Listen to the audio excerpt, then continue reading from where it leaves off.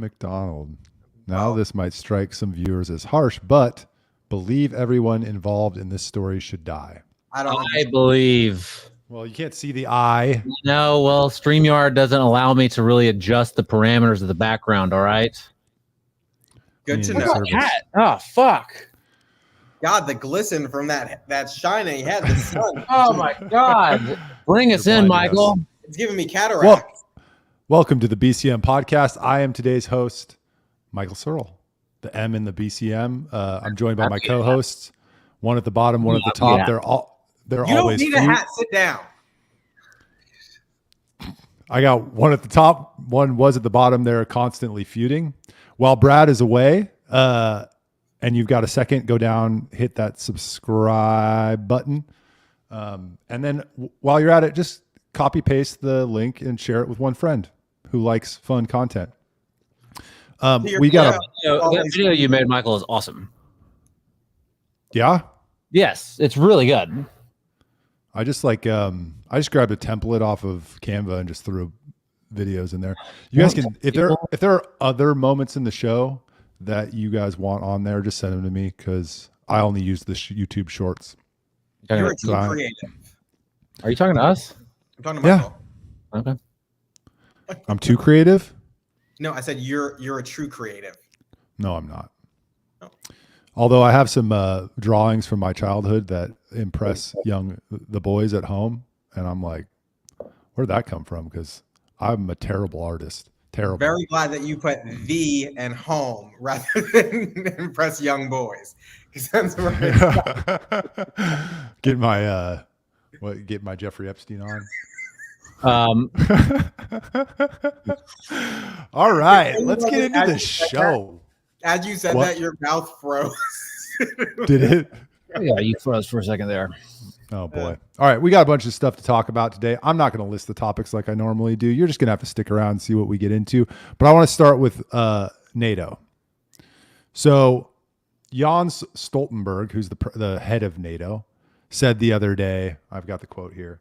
It said, "The time has come, quote, for NATO members to remove restrictions on the use of weapons in the Ukraine war," saying the NATO members need to get involved in the Ukraine war. The Hungarian President Viktor Orban responded saying, "Every week we're getting closer to war." And then Serbian President Vučić, anybody know? Said it in an interview, escalating tensions between NATO and Russia could lead to all-out war within the next 3 months. Is this scary to you guys, or are you not worried? I mean, I don't know. It doesn't feel like anything's changed. Same. Yeah. I mean, it's like we Biden recently is allowing Ukraine to actually, use our weapons to attack inside the borders of Russia. Seems like an escalation. It seems like we hear this stuff all the time. I mean, I guess maybe it's unique that it's these specific players are getting, banging the war drums. Does it make it scarier? I don't know. Weren't we always sort of inevitably going here? I thought cooler heads would prevail at some point, but it doesn't. Yeah, I agree. I don't know that nothing's changed, but the trajectory is the same. It's escalation. So sure, maybe we've ramped it up a little bit. Well, we have an election coming up, so we got to do something, right? Well, this war's been going on for what? How many years now? What are we, 4, 5? 2, 3? Is it 2, 3? Oh, okay. I mean, I don't know. The guy Hans Stroopwafel, like maybe he's making a good point, but am I concerned about us waking up and going to war? No, I mean, I don't want us to, but I'm also not that concerned about it. Like for some reason, it just doesn't, I feel like because I scroll on Instagram so much and see all those dead video, like people dying, like I just don't really have, like, I don't feel things. And so I don't feel anything. What is your Instagram? A bunch of people dying. What is your Instagram algorithm? What are you looking at? Mine is just a bunch of chicks in bikinis, which is in its own way. Right? Because then it just gets me on Instagram longer, which fucking okay, you're not going to tell me you haven't seen people die on Instagram. I'm not saying that I've never done it, but you're making it seem like that's your whole algorithm. I mean, it's just people I have that filter on that says you have to like press see real if it has like graphic content. Oh, that's a good idea. I always click see real. I want to see it. No, I watched one of those videos before where it's like somebody getting hit by a car, and it's like I don't want to watch that shit. That's not really okay. So you guys aren't worried at all. I'm not worried. I'm more worried. Okay. You're more worried? No, I said I'm not more worried. Oh. Well, like on a scale of 1 to 10, what's your worry? On a scale of 1 to 10, what's my worry? That NATO and the United States is going to have boots on the ground and be like fighting Russia with, I mean, we probably already have boots on the ground, but fighting Russia, like full scale military operation between NATO and Russia? Yeah. I would say, I'm going to go with a likelihood here. I'm going to say there's like a 6 out of 10 likely. 6 out of 10. Yeah, 6 out of 10 likely. I think a lot of this is just like, you know, banging the war drums and like getting people hyped up for elections and different political reasons, stuff like that. I don't think that they really are going to go to war with Russia, like full scale. They might, like I said, 6 out of 10, 60% chance. Yeah, that's not zero. It happens a lot, but I think a lot of this is like, there's a political advantage to Joe Biden saying, we're going to go to Russia, we're going to go to war with Russia, and like really banging these drums, getting people scared. We got to keep this guy in office, whatever. Like people do that all the time in politics, right? Yeah. Oh. My question was 0 to 10. What's your level of worry? But okay. I changed it a little bit. My worry is, I worry for the men and women age 18 to 26 if that happens at the scale of 10. I'm a 10 out of 10 on that because now Didn't they recently require everybody the age of 18 to 26 to register for the reserves? It's an automatic for the draft, and it's an automatic now. You don't have to physically do it. They just automatically do it. And I believe they included women. Mm-hmm. Glad I'm not. Congratulations. 26. Would you guys be opposed if they ordered like 2 years? I mean, we'd be past this at this point, but like say 2 years post high school, we were conscripted like to reserves, whatever, that you had to serve 2 years. Like they do in Korea? I mean, they do it in a lot of countries. Don't they They have do to it serve? in Israel. They do it in lots of countries. Isn't the UK Would I be or something? Maybe not. I don't know. Would I be opposed to it? Yeah. Some sort of national service. Does it have to be military? No, you could do a couple of things. Okay. Tell me, President Blain, what can I do? Go into the armed forces, any branch that you so choose. You could go into really rural and poor communities and serve there like a missionary, or you could build things like pipelines and stuff.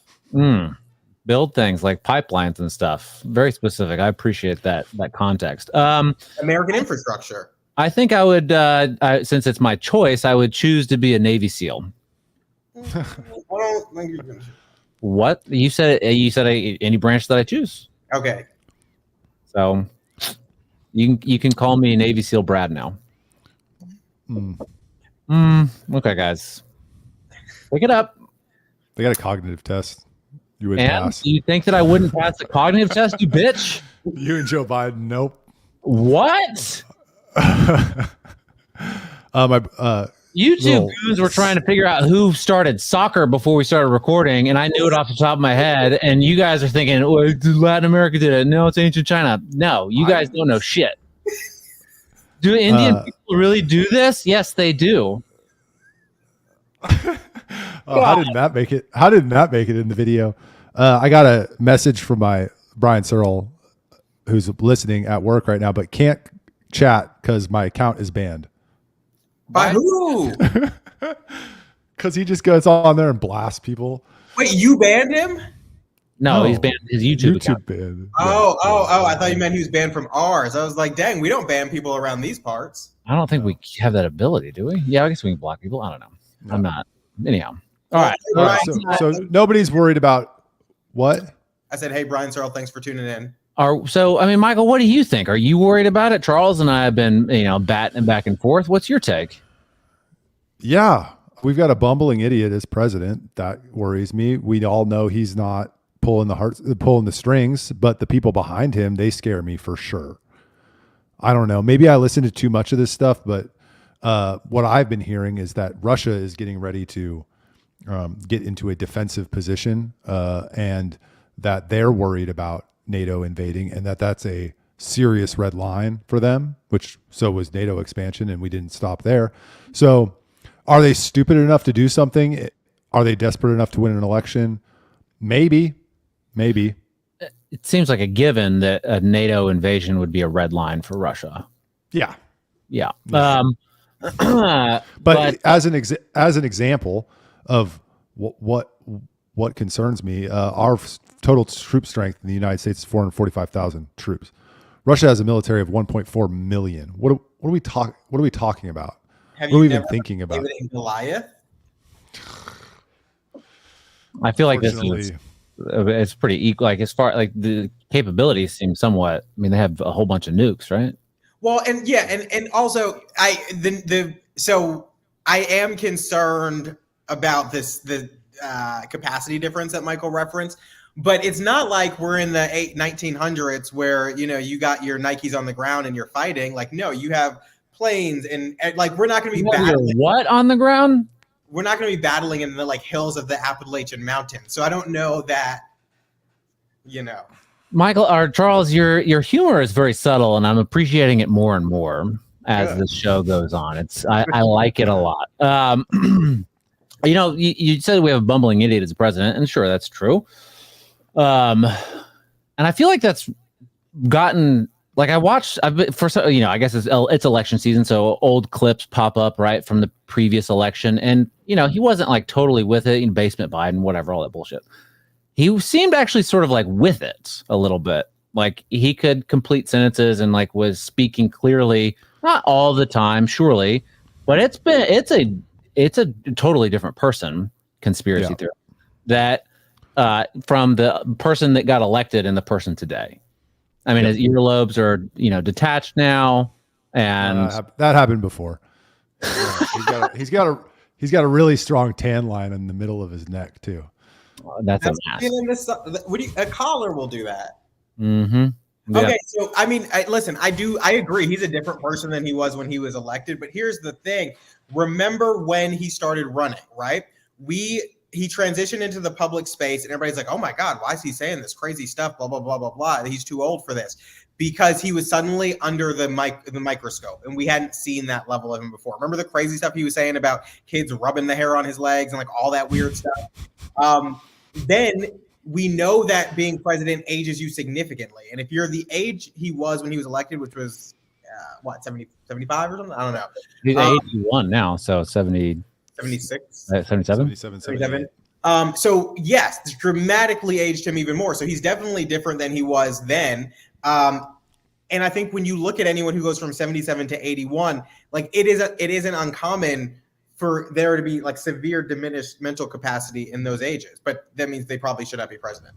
I have no idea if this is a good clip or not. I just found it on Twitter. Let's see. Is that you have to right the market a little bit here. Mm-hmm. This is 2019. Is that if you have all of the tax breaks, essentially all the tax breaks, all of the benefits flowing to the top 0.1% of 1%, there's never been as great a concentration of wealth, including going back to the Great Depression, right? Ever.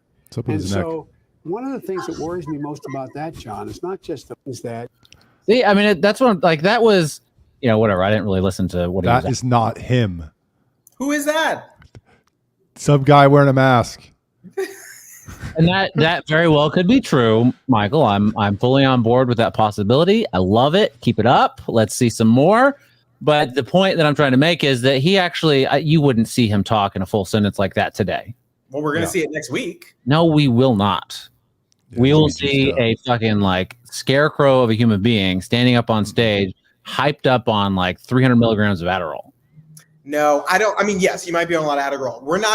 They're not going to let him on stage if he's not crisp. They're not going to do that because it will just solidify the concerns that everyone has. He's going to be crisp. He's going to be State of the Union Joe Biden at the debate because he can't not be.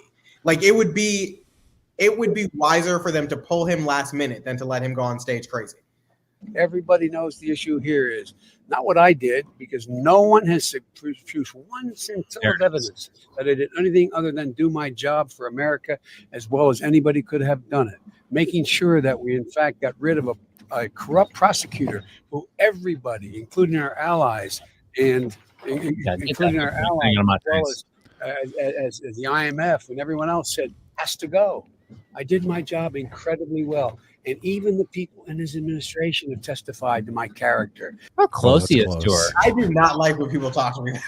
That is really intense. Yeah. I want to see him push that thing out. Could have done it, making sure that we, in fact, got rid of a corrupt prosecutor. Where is who it? Everybody, including our allies, There it is. and Yeah, get that out of my face. including our allies, as well as. All right. I'm gonna move us on from the NATO discussion, Biden discussion, unless you guys got something else on that. I do want to say, What did you think about him swatting that thing out of his face? he's done Good that on before. him. There is a woman, I put her on our list of potential future guests. Her name's Joanne Mendez. She used to make masks for the CIA.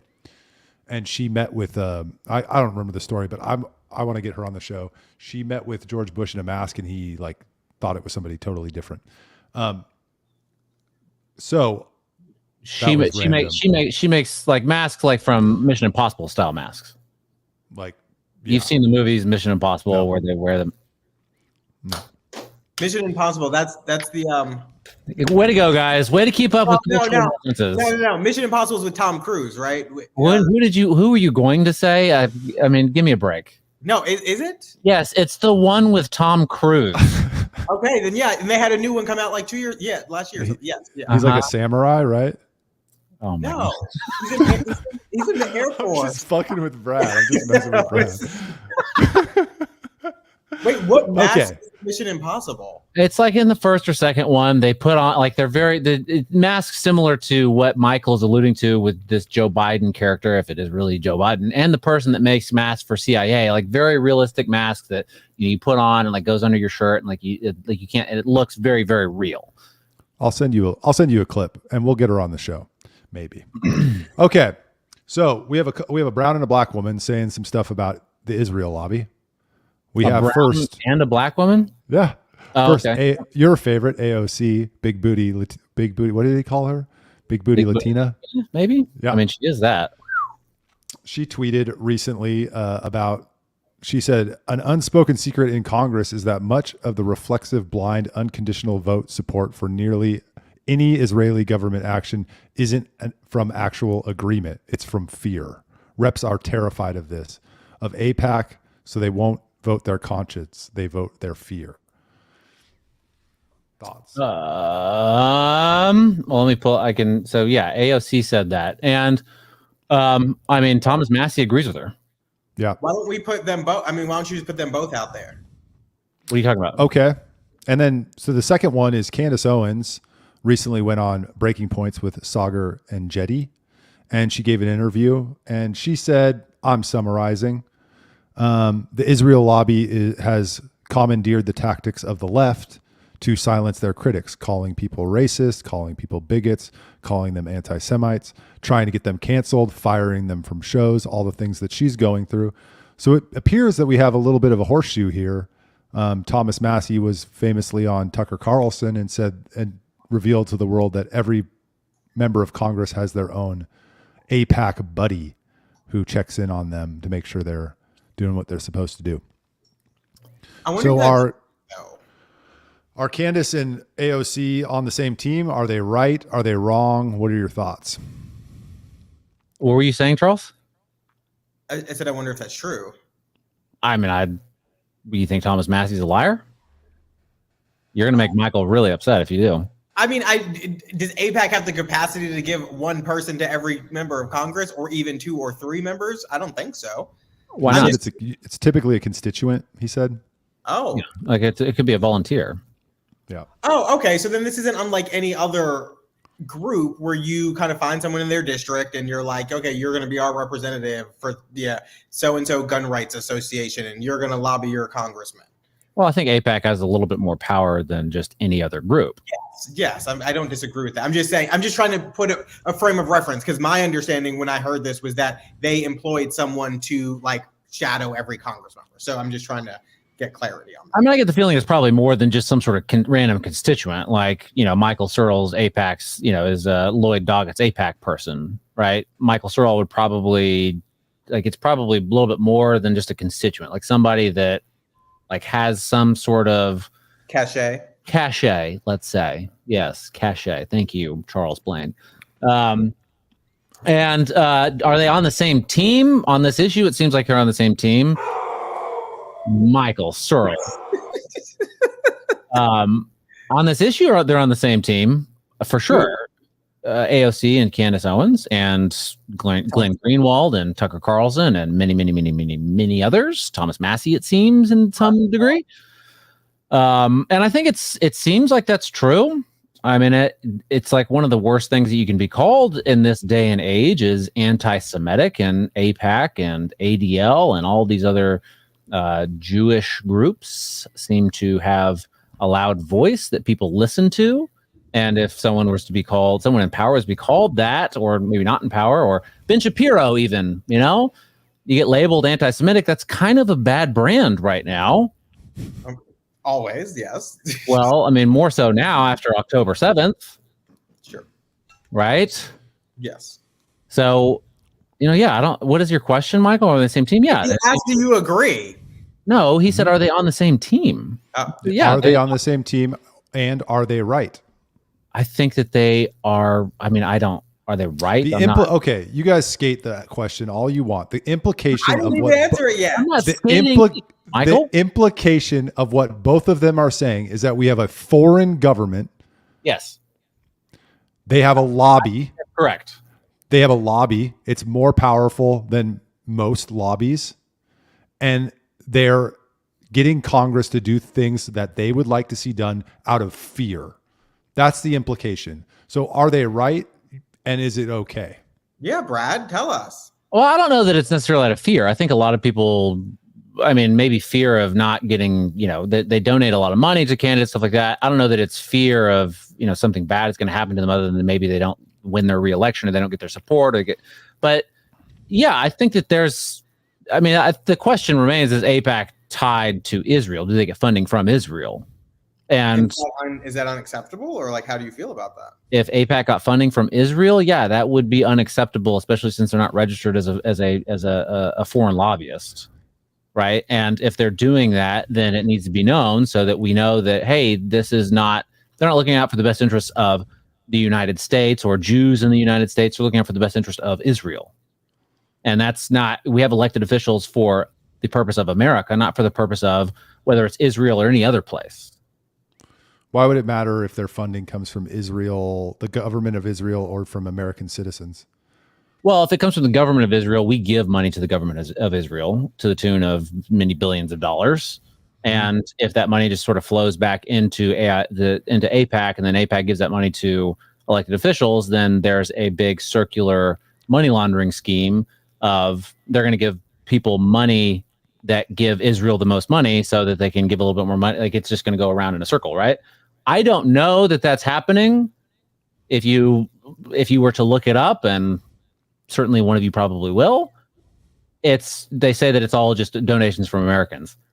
It's a lot of money just to have donations from Americans. I don't know how much Americans are donating to AIPAC. Maybe it's a lot. Why do you think Americans wouldn't want to donate to AIPAC? What's the underlying reason? What are you talking about? I'm saying it's a lot of money. I'm not saying that they wouldn't donate it, but it's a lot. So are they? I don't know. I've never gotten a call from AIPAC asking for money. Maybe that's something about me being on this show with Charles Blain. They don't want anything to do with me. Would you give them money if they called and asked you for it? No, I wouldn't give money to hardly anybody if they called and asked me for it. Can I have some money? Well, I'll give you some money. All right. Well, enough of the Brad interrogation that we were conspiring over text to do. Charles, you're trying to get me to you're trying to paint me out to be some sort of anti-Semite, and it's not. No, we were just doing what happened on the Colonel McGregor show. Sure. Yeah. My problem with Israel is the same problem I have with all governments, in that they are a government and they limit liberty and they lie and cheat and steal, and that's not unique to Israel. Every government does it. Yeah. And so I don't really trust giving them money, especially when we have so many fucking problems here in the United States that need to be solved. And is money going to solve all the problems? No. But if we're going to throw money at stuff, let's throw money at our own problems first. Yeah. Charles? Charles, you were saying the other day something about controlling the music industry. What were you talking about? Okay, Michael, can you just give me the question again? Is it okay for a foreign government to have a lobby arm with this much influence in the United States? I think so. I think it's up to us as the United States to make sure that if we don't want influence, that I think we do it to other countries do it to us. It's incumbent upon us to stop that, if that's the case, to make sure that we're pushing forward American interests before we advocate for interests of other countries. And I think that's the fault of our elected officials. Now, I don't think AIPAC is the reason that they prioritize Israel. I mean, I genuinely think, especially within the Republican Party or among the conservative movement, there is a deep tie to Israel and a deep, what was the word I was going for? Not infatuation, but appreciation for the state of Israel and them being the only democratic country out there. And they were only started in 1963, AIPAC. And so before 1963, I can't speak to this from firsthand knowledge, but you weren't born before 1963? No, I was not born before 2003. I think this is just a long-standing tradition within the country, and a lot of people just kind of get into it. And some may not ask questions, some may not push back, some do. But I don't think that simply pushing back and asking questions and questioning where the priorities are for a lot of these members can be considered anti-Semitic. Now, I think there is a line between that we regularly cross, and by we, I don't mean us on this call. I don't mean anybody that I personally know, but that people will regularly cross where they do become anti-Semitic in things that they say. And they try to hide that under the guise of, oh, I'm just making sure that we prioritize America first. And that's where I think the lines get blurred. Interesting. Would it be okay if there was a Russia pack? If they tried, that's fine on them, but it's up to us to be like, you're not going to influence our government. And I'm sure there is a pro-Russia outfit somewhere called something like Borscht USA, or I don't know, like Borscht USA. Yeah, they're not about to. Well, what if they're? You're probably right, but they're not about to oust a sitting congressman, as AIPAC is in New York, with Brad's second favorite, Jamal Bowman. Who's my second favorite? Jamal Bowman. Oh, yeah. Jamal 2024. Okay, well, I know you guys aren't asking me what my opinion is, but I'll say it. I'm stronger opposed to this shit than even Brad was willing to say. I am very much opposed to this. I couldn't be more clear that we have problems here and we need to stop. I don't care if it's Israel or anywhere else. Stop trying to solve their problems and solve ours. You know, as people are wont to point out, we have a real fentanyl problem, right? We have an open border. We got homeless on the streets. We got crumbling infrastructure, I'm told, right? Maybe we could solve those problems before we go destroying other people's infrastructure. Yeah. And the point that stuck out to me most was that they're using a lot of the same tactics, cancellations, calling people racist, that the left use. And that shit's not cool. Like, Candace Owens got I can think of 4 people who've been fired from major networks since October 7th because they had the wrong opinion on what was happening there. I don't support anybody who does that. Candace Owens, the 3. Daily Wire. The Rising just fired Brianna Joy Gray, the left commentator on Rising. Mm-hmm. They fired Katie Halper, and then the MSNBC host who got fired. What was his name? I can't remember what his name. Mehdi Hassan, maybe. Okay. Well, yeah, no, that's not good. I mean, especially when it comes from people like Ben Shapiro, who, you know, facts don't care about your feelings, you know, thug life videos all over the place, free speech, rah, rah, rah, all the way, snowflakes, leftist tears and snowflakes and all that bullshit. And then you fire Candace Owens because she's saying, hey, maybe, you know, there's some questions that need to be answered. And I agree on that. I mean, especially with Ben Shapiro, because he has this strong position. He says he embraces diversity of thought. And then, you know, Candace Owens comes out and says what she says. And next thing you know, Ben Shapiro is throwing a wobbly. And so I think the problem is that in that instance, he is not applying his values equally. Like, if you're creating a media platform for diverse thoughts, then you should allow for those diverse thoughts. If you don't want that, then fine, but don't claim you do. Yeah. And Tucker was fired probably for similar reasons before October 7th, because he had a position that Fox didn't like on a number of things. I'm still iffy on Tucker. I know you are. I mean, I am too. But as far as people in the news go, he's one of the better ones. Yeah. What did you say about Tucker, Charles? He's iffy. I'm iffy on Tucker because I take issue with the fact that he only became outspoken when he left Fox, when you had a massive microphone to be able to actually change culture, change people's minds. You just fell into the cog and kept doing it. And then I disagree with that. I think that doesn't he have a bigger audience now? I don't know. But I disagree that he didn't start talking out. He was COVID. He was pushing back on Fox, Ukraine war. He had JFK. He was having people on saying JFK was killed by the CIA. Like he was he had a red pill moment.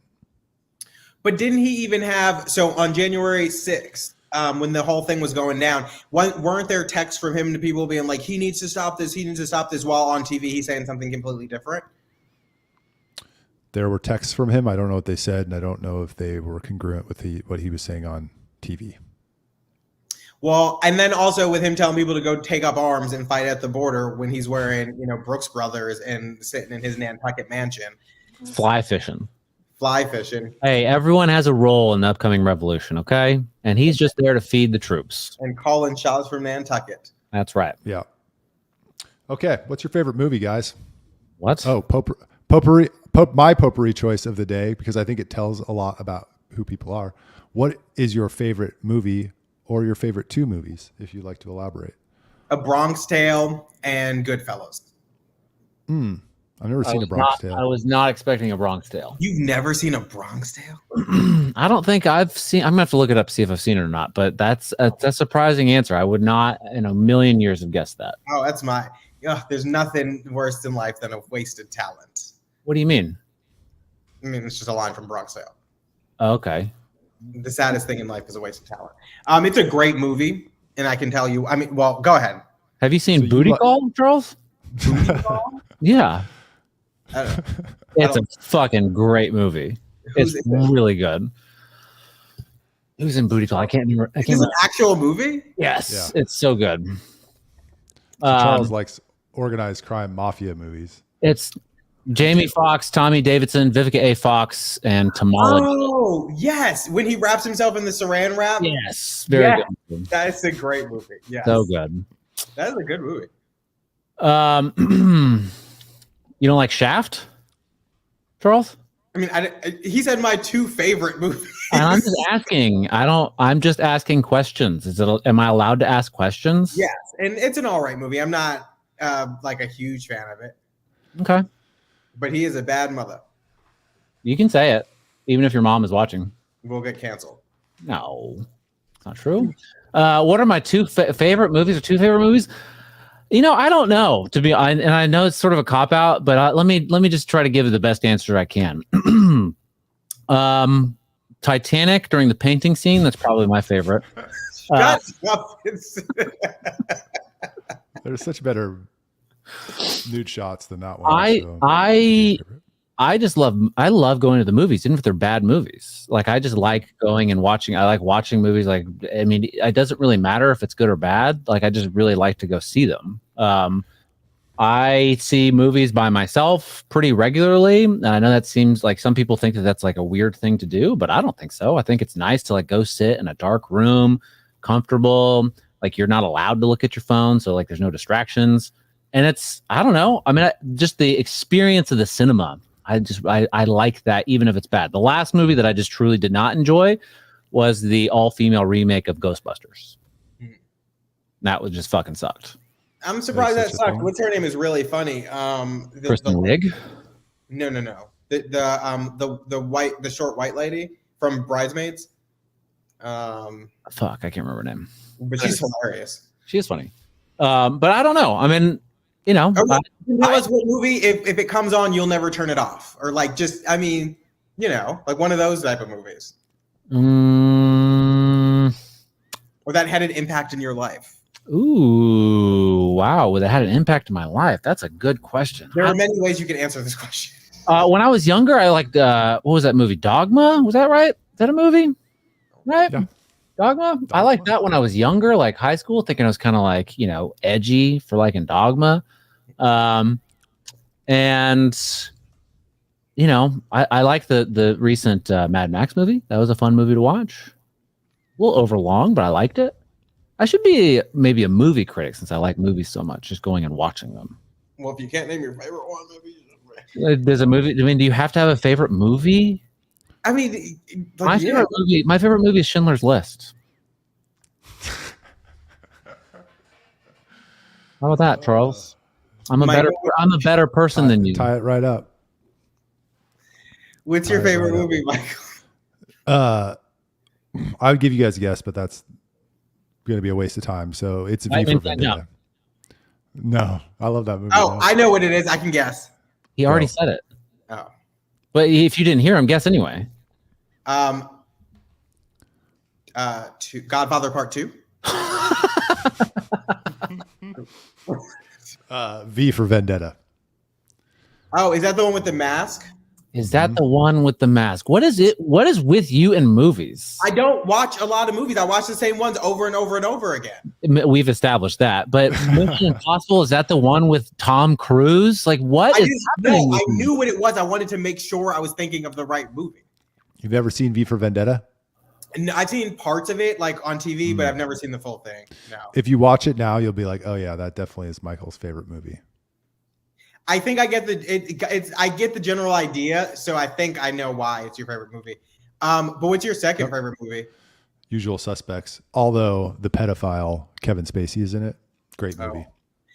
Charles, do you like Black Panther?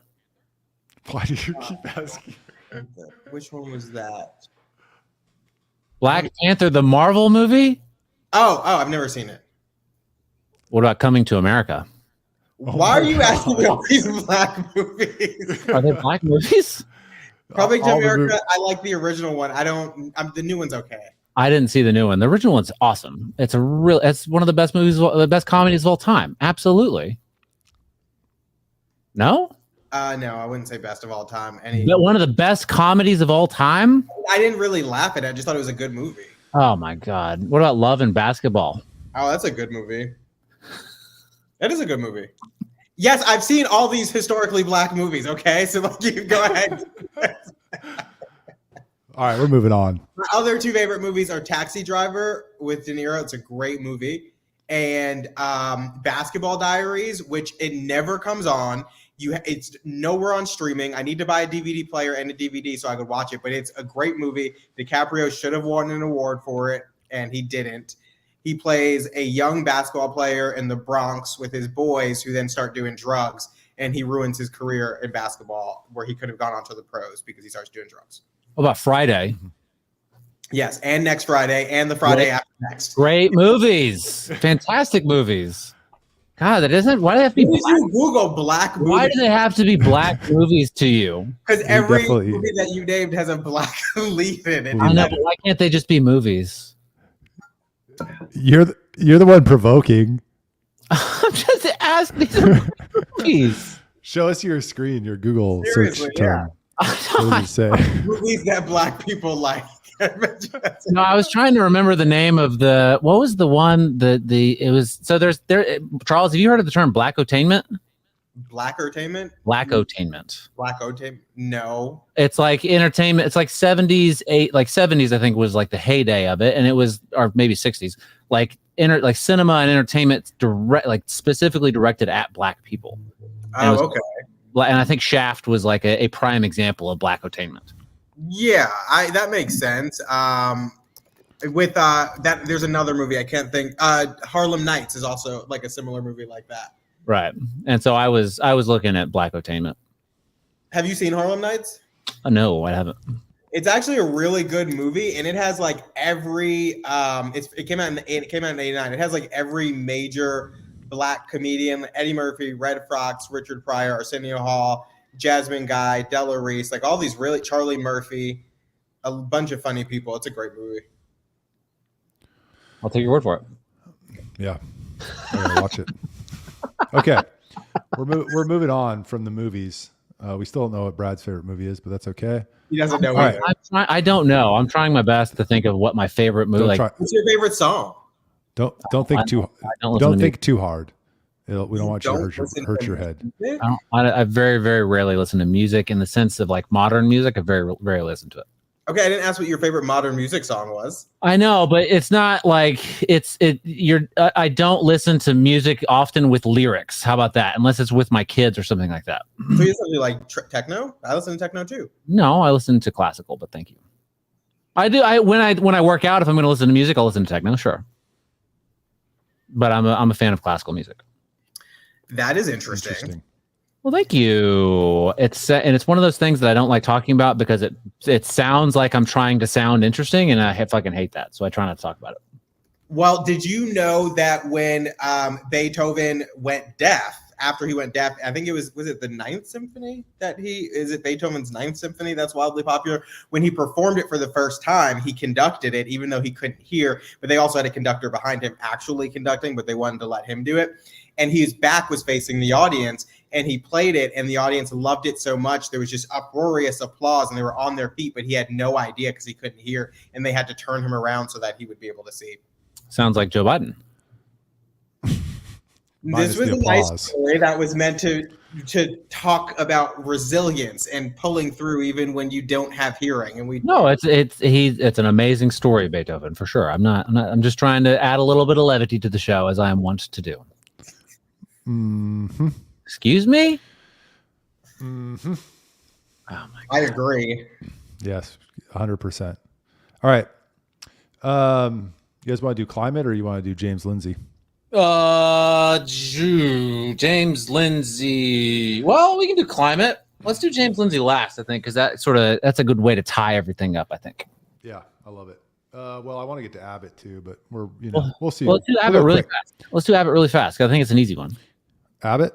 Yeah. Okay. So Abbott, everybody heard about the shooting in Round Rock, Texas, probably last weekend, Juneteenth. Yes. Juneteenth was on Wednesday, but yeah. Yeah. I don't know that I'm not super familiar with the details, but some guy shot up a crowd, killed a couple people in Round Rock, Texas. Two moms, and injured 14 others. And injured 14 others. Thank you for bringing the details. And they couldn't find him for a while, so the Round Rock police announced that they arrested the suspect. And Abbott retweets this announcement and says, "I support the death penalty. I hope punishment is severe and swift," something to that extent. I'll share the screen. I'll show it, but go on. Perfect. Well, in light of his recent pardon of Daniel Perry. So CBS Austin says, developing suspect arrested in Round Rock Juneteenth shooting that killed 2 and injured 14, according to victim's family. According to a victim's family. It's a weird source for that.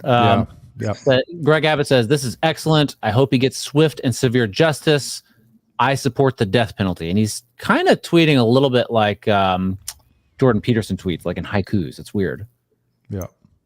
Everybody seems to be doing that now. I don't know if it's about engagement or what, but I think it's a little premature. Like, one, how many times have you arrested the wrong suspect? Like, who knows if this is even the guy? But two, I personally don't support the death penalty for really any reason. But it is interesting given the whole Daniel Perry thing, when he was actually convicted by a jury of his peers. And, Abbott asked for a pardon essentially from the Board of Pardons and Paroles. And then now this guy, I don't even know how old he is, whatever, alleged to have killed these people. So, yeah. I think you guys are thinking about this the wrong way. These are 3 separate things that he's saying. Look, he's just saying this is excellent. He's happy that this guy was arrested. And he says, I hope that he gets swift and severe justice. Right? I hope that justice prevails. And then it's a totally separate non sequitur, nothing to do with anything else. He's just saying, hey, I support the death penalty. That's what that is. You guys are reading this wrong. That's why he spaced it out like that. This is a random stream of consciousness. Yes, exactly. And then there's Fred Cantu, the worst reporter in Austin. That's not nice at all. Don't care. He's a piece of shit. You guys support the death penalty? No. We've talked about this before, and I think you guys make a good point that a lot of people are wrongfully convicted and arrested, and if just one person gets the death penalty that was wrongly convicted, yada yada yada. But like in a pure, like, I don't know, if someone absolutely did something like raped a child and it did it, and like there's all witnesses or whatever, and that person dies, gets a death penalty, I don't really care. I'm not going to lose sleep into that. I don't think that you guys really disagree with that. But in the system of justice that we have, people get wrongfully convicted all the time. So maybe there's better ways to go about it. No, I mean, I probably still I just don't support the death penalty, even if we are certain that the person did it. Okay. Why? I mean, I just don't believe that it is our role and responsibility to choose who gets life and who does not. I mean, I think, we believe in, life and the pursuit of happiness. I look at it as, I wouldn't equate it to abortion, especially if we know that the person actually did it. I would not equate the two together, but I'm generally pro-life. And so I don't support taking the life of another, even if we know that they did it. That is just not, I would never want to be tasked with that responsibility. And I don't necessarily know that another human being who is also, with their own faults should be tasked with that responsibility. So it seems like that logic would apply to all wars as well. I mean, you don't ever see me out there charging for No war. one is saying that you do that, Charles. I'm just saying that logic would apply. I think, maybe I'm wrong. Maybe I'm not thinking about it correctly. It seems like that logic would apply to all wars. It could and it couldn't. And the reason I say that is because, I mean, the goal of war is conquer, not necessarily kill. Kill comes because you are trying to conquer. And so that's like it's saying if somebody broke into my house and I'm fighting for my house or fighting for my apartment and I kill them, like I think that's different than if I choose to take someone's life because of something they allegedly or did do to another. And I'm not trying to like battle for survival. Yeah. So you're saying you support death in service of a higher principle, like justice. Who, me? Yeah.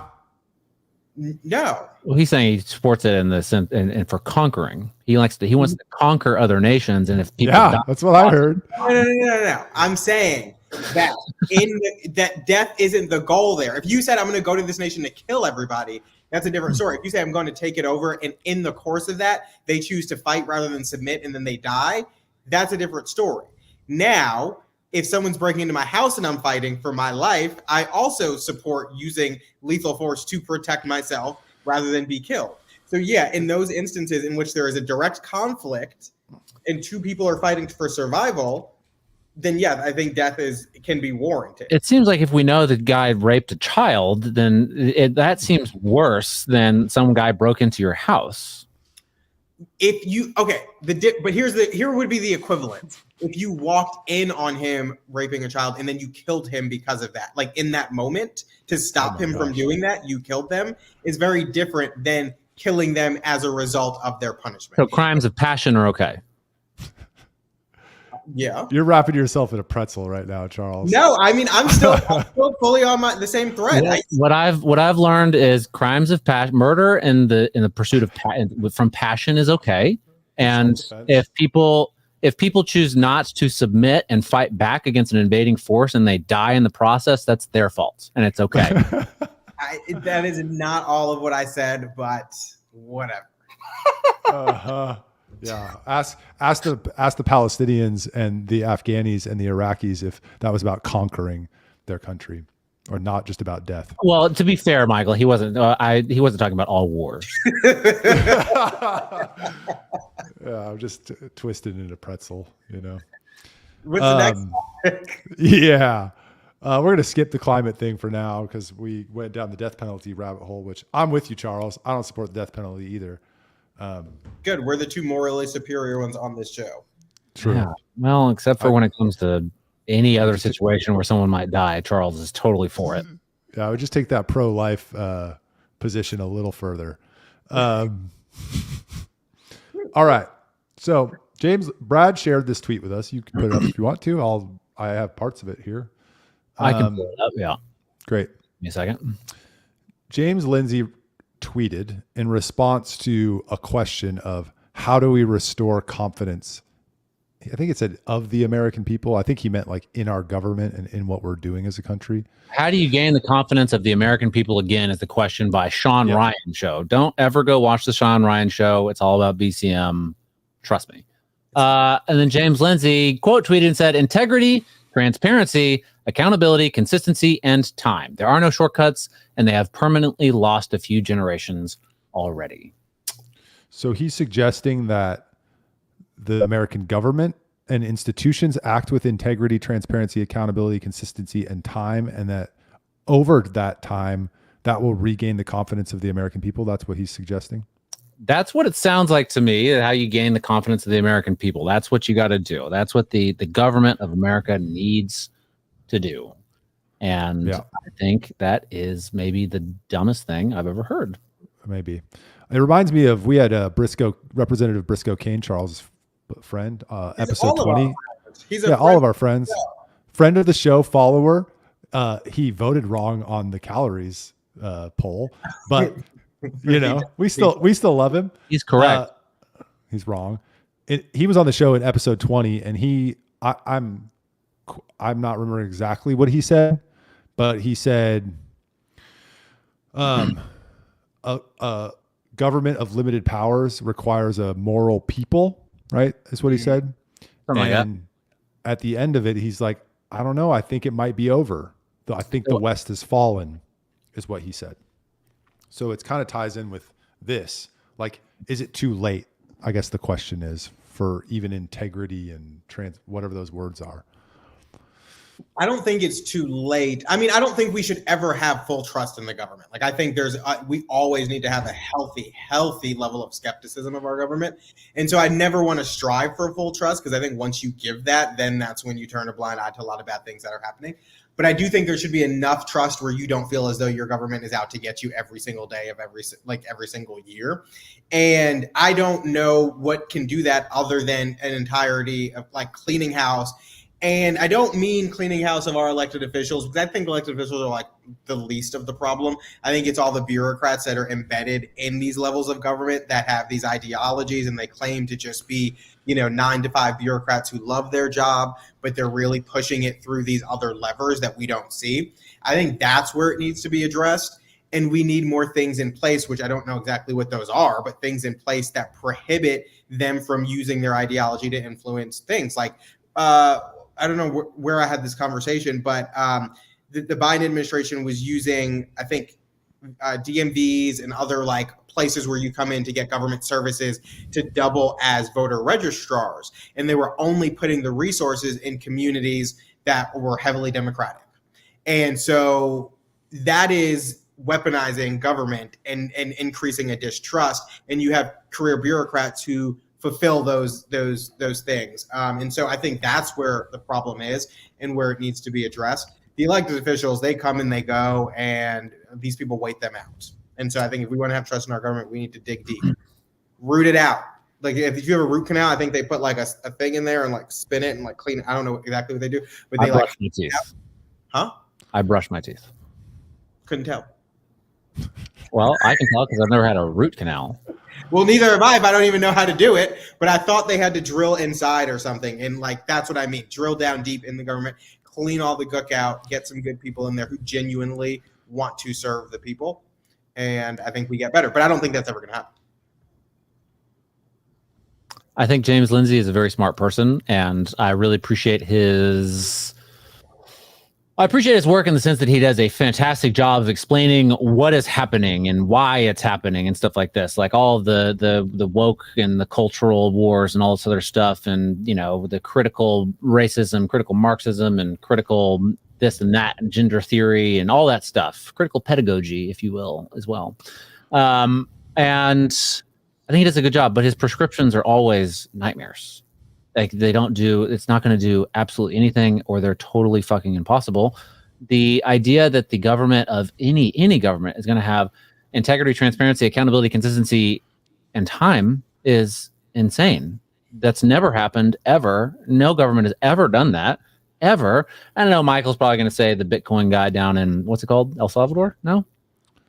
Yeah. El Salvador. Yeah. Is it El Salvador? Yeah. Then maybe that's it. Maybe that or Malay down in Argentina. Huh? No. Why would I say that? Why would you point to those two people? As integrity and having integrity, transparency, accountability, consistency, and time. Because it seems like maybe those people are, heading in that direction, but they're not permanent. And especially with the American government, it's impossible to have a government with the power and size of the American government and have accountability or consistency or transparency. You can't have democracy and have consistency. It's not going to happen. It's insane. It's an insane idea that to even put this out there as a possibility. They're going to, transparency is impossible. They're not going to tell you what they're doing behind closed doors. They're not going to tell you what they're saying behind closed doors. You have to force that. If it's going to happen, you have to force them to do it somehow. Maybe someone somewhere is going to work on that, trying to get transparency in government. Huh? They'll find a way around it. Right. And there's not going to be consistency because if in a democracy where you're trying to you're playing people off of each other and everything, it's just going to be whatever gets you elected in the moment. And there's no personal recourse for anything. They can lie through their teeth. They can do whatever the fuck they want. And if you ever get any recourse, it's going to be in their official capacity. So really, you're just suing yourself. And it's not no one ever goes to jail. Anthony Fauci can lie through his teeth and force kids to wear masks when they swim, and wear big bubbles when they're playing instruments, and cut holes in their masks so they can play the saxophone, and talk about the wonders of the vaccine, and lie about the gain of function and funding it and where it came from and all this other stuff, and closing schools, and nothing's gonna fucking happen to them ever, and that's not gonna change ever. I don't know what is how do you gain the confidence of the American people? I don't know. National divorce. I think the president should, any president that wants to get the heat off of them and never wants to answer any questions and be able to do whatever they want to do without any attention, is if they just created a website and every day at like noon on this website, they were just release like information, JFK stuff, alien stuff, like just daily. And because there are a number of secrets that shouldn't be deemed national security purposes, and they just released it constantly. I think that would increase public confidence. It would also be a constant distraction. They'd be able to do whatever they want because we would always be the CIA would kill them in a heartbeat. Do the first one, and then if you die, then everybody knows the CIA killed you. I mean, they're still getting away with it with JFK. We don't know that. Sound effect. There's nothing we can do. Agreed. That's not true. If our founding fathers said that when they were starting this country, we would not be here on this podcast today. Okay, fair enough. We need to follow the words of Thomas Jefferson. And their challenge is deeper than ours. Yeah, maybe. I actually would probably, we could have a debate about that, but we need to follow the words of Thomas Jefferson. We need a revolution every generation, period. Get rid of all the bureaucrats with all their corruption and institutional whatever malaise and secrecy and all this stuff. They'll just be replaced by other people who are going to be secret and corrupt. And the system has built-in guardrails to make sure that it always stays the same. That secrets get kept, that they keep lying to the American people, that the media spouts their lies, that the politicians say nothing of substance, and that they are only in pursuit of power. It makes me wonder, what the fuck are they protecting? What are they hiding? Actually, are they just hiding that the CIA killed John F. Kennedy? We know 63% of the American people know, if you look at the latest polling. That's not a surprise. There's aliens out there. Yeah, we know. I would say probably a majority of the American people know that there are aliens out there. So what are they actually protecting? Well, I think not everybody believes in aliens. Like my barber does not believe in aliens. Like we were having this conversation actually last week. He does not. When was the last time you saw your barber? It looks like you need to go to him. I know. I didn't go this week. Thanks very much. So he does not believe in aliens. And I think there are a lot of people genuinely do not believe in things like that. I also think that, is Michael there? Oh yeah. Yes. I also think that. Yeah. No, it's happened like 3 or 4 times, but it's happened twice in like 2 minutes. I also think that, the secrets that they keep, I mean, I don't know the reason for the secrets that they keep. I think it's kind of stupid that they do. But even though we know some of these secrets, like aliens and stuff, we don't actually know them. Like we do, because there have been whistleblowers, all that. But the fact is that they have not put out anything confirming it. And I think that level of confirmation is very distinct from what we know. So in the sense that we're well aware of it, but until we get some real confirmation, it's untrue. It remains, and they want to keep that level of cover by not actually confirming it. I don't know. I mean, I hear what you're saying on the aliens specifically, but if you just step out a little bit, COVID origins, Epstein files, Project Blue Book. I mean, we have 50 years of a web of secrecy. What is it in service of? Way more than 50. Yeah, whatever, however many years. What is it in service of? Did I freeze again? No. Brad, are you saying it was from the start of the country, or what are you saying? Yes, 100%. Okay, all right. For sure. Okay. I mean, the founding father, the beautiful document, whatever, blah, blah, blah, the myth and the ethos, whatever, all that stuff. The founding father's great. Fine, whatever. It's not like they were always telling the truth. I mean, honest Abe. I mean, he wasn't a founding Not a founding father. Learn your history. I know. Anyhow, my question is, well, if it's 100 years of secrecy and hiding and lying, I mean, the 1913, Federal Reserve Act, which created the central bank and put us on an income tax. Like they did it over Christmas. It's all in service of something else.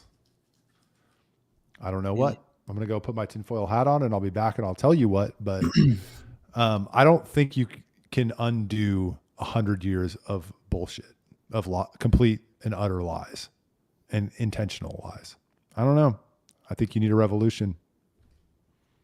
And Charles, a violent one, but it's got to change pretty fundamentally. And I hate to tell you, because I know all of us probably click the right side of the ticket more than we click the left side of the ticket, but the Republicans ain't saving us. Sure. Yeah. I mean, no, like I agree. They're not saving. Yeah, the government is not in the habit of shrinking. It's going to grow and grow and grow forever and ever and ever. And maybe you'll get like a little like carve out here and there, but somewhere else is going to grow 3 times bigger. It's not getting smaller. They're not getting less intrusive. It's going one direction and one direction only until what Michael is suggesting and Charles totally supports 100%, which is a revolution. No comment. Or something, yeah, or something worse. I have the solution, and then we will end the show because it's been a fun show. Okay. Death penalty is the solution. To who? For what? The politicians and their... It's a hell of a way to end this. Well, not our friends, the politicians. We could establish that in something else, so no one. The crooked ones. In the words, Michael's agreeing with the great Norm Macdonald's. Now, this might strike some viewers as harsh, but believe everyone involved in this story should die. I believe. Oh, sorry. Not me personally. That's Norm Macdonald quote from Weekend Update and SNL for those that are listening and can't see my background. So you should be tuning in because the background is the best part of the show. He changes it every week. Thanks for tuning in. Another great episode. Thanks for tuning in. Remember, hit the subscribe button and we'll see you next week. Thanks, everyone. See you guys. Let us know how we did this time.